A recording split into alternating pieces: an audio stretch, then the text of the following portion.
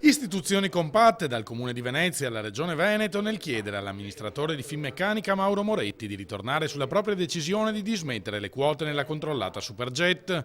La ditta aeronautica con sede a Tessera impiega circa 220 dipendenti, molti dei quali resterebbero senza lavoro con la pianificata cessione ai russi di Sukhoi della maggior parte della proprietà.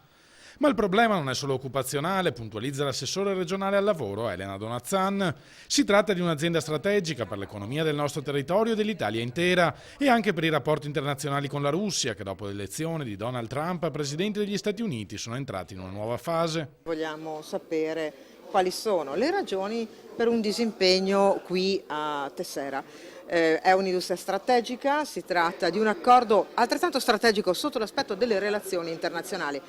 E in più da assessore al lavoro dico che Moretti non può permettersi, perché sto parlando ovviamente con l'amministratore delegato di Finmeccanica, di decidere una dismissione non solo perché è un'azienda di Stato ma di un'azienda importante senza un confronto con il territorio. Sulla stessa linea i sindacati, secondo i quali la cessione delle quote di Superjet sarebbe solo la prima mossa di un generale disimpegno di Finmeccanica dal polo di Tessera, con ricadute devastanti su tutta l'economia veneziana.